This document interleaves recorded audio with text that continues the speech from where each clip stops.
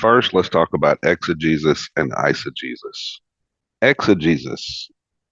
Exegesis is the act or result of drawing out the meaning of the biblical text and explaining it. Interpretation. Eisegesis.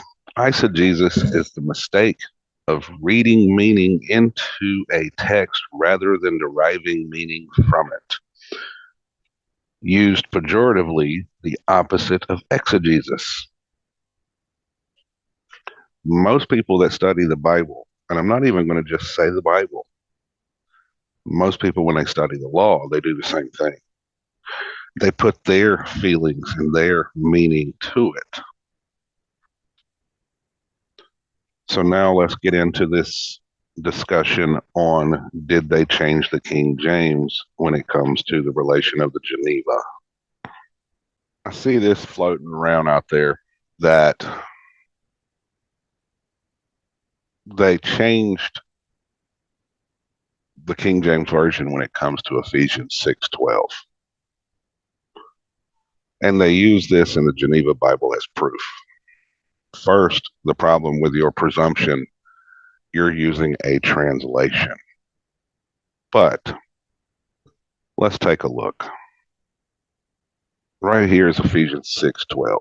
For we wrestle not against flesh and blood, but against principalities, against powers, and against the worldly governors, the princes of the darkness of this world, against spiritual wickedness which are in the high places. First, it starts off in the Geneva Bible and in the King James the same way. We wrestle not against flesh and blood. So, we wrestle not against men and women. In Genesis 1:1, it said everything would reproduce after its kind. This is where we get the rule of like kind, otherwise called a justum generis. That is a contract principle. That is a statutory principle. That is a principle that has been around for the centuries. Okay? So when you read this, and it starts off right here, you see right here there's a number E3. Go down here and look at this. He giveth these names to the evil angels, reason of the effects which they work, not that they are able to do the same of themselves, but because gave them the bridle. Okay. So footnote number 3 says this right here is the angels. Okay. So you have principalities against powers and against worldly governors. Now people, the princes of darkness of this world against spiritual wickedness which are in the high places. So why is it that you take this worldly governors to mean men and women holding office instead of taking it for what it is? So you have the rule of like kind. Principalities are spirits or angels against powers, angels or spirits. The princes of darkness. Well, that's an epithet of Satan, if I'm not mistaken. Now, let's go to the King James. So, for we wrestle not against flesh and blood, but against principalities, against powers, against the rulers of the darkness of this world, against spiritual wickedness in high places. Now, look at this world rulers. Now, right here, Strong's, a world ruler, an epithet of Satan. And Thayer, Lord of the world, prince of this age, the devil and his demons. Okay. So why would you take it to mean something than what it is? It says rulers of this world. Did not Jesus say that Satan is the God of this world? He holds that title till Christ returns.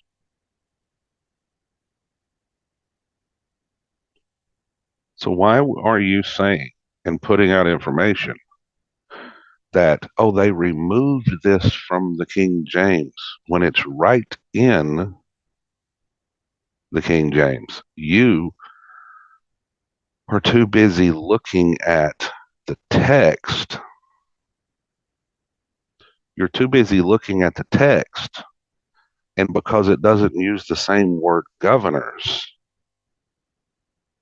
you're taking it to worldly governors. You're taking it to mean something it does not mean instead of going back to the original language. But let's look at it. Skotos, shadiness, that is obscurity, darkness.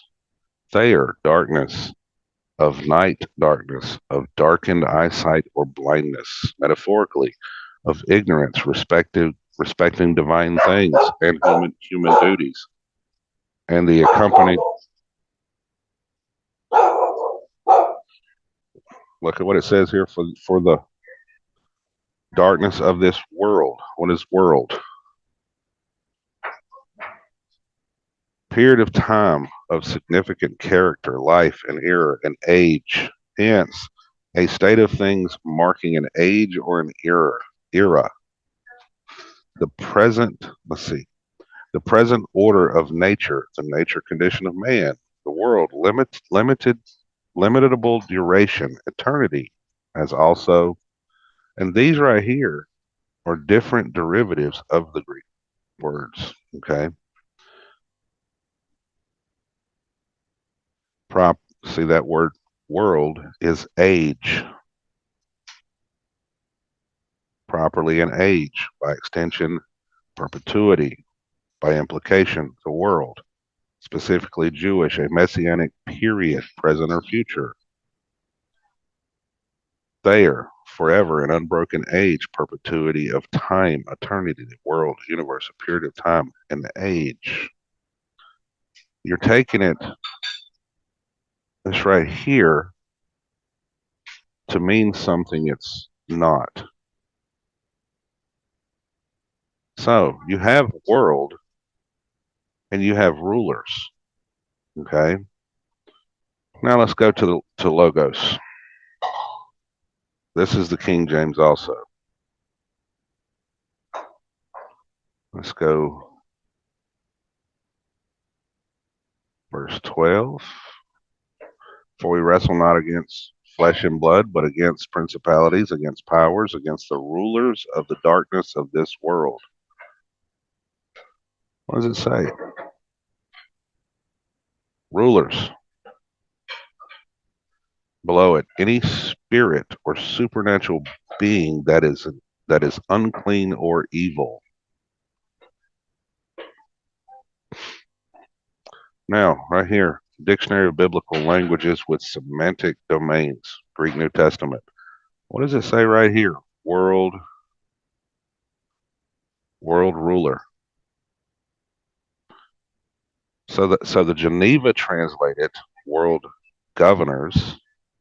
The King James used the word ruler, but they're not talking about mankind. They're talking about the angels and the spirits that run things. So all you're doing, whether you realize it or not, is misinterpreting scripture because you're not going back to the original language. Now, what it says here, I want to bring out something else. It says world ruler. Okay. Well, we've already went over where world means age. Okay. So it would be a ruler of this age. So think about that. See, this whole thing of exegesis and eisegesis, to properly interpret the Bible, you need to go back to the original languages. You don't need to take a translation and say, oh, it's been changed and oh, now it's bad because you don't, if you're just basing it on the English version, remember, they didn't speak English back then. Most of the language of the New Testament was Koine Greek. So you don't know Greek unless you took a class in it and learned it.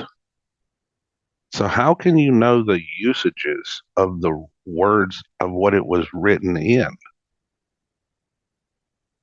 See, the translators, they put their understanding of the language when they translated it. So the Geneva said world governors. It doesn't change that it has nothing to do with men and women. It has to do with angels and demons. And the King James said what they said, but the meaning is still in the language.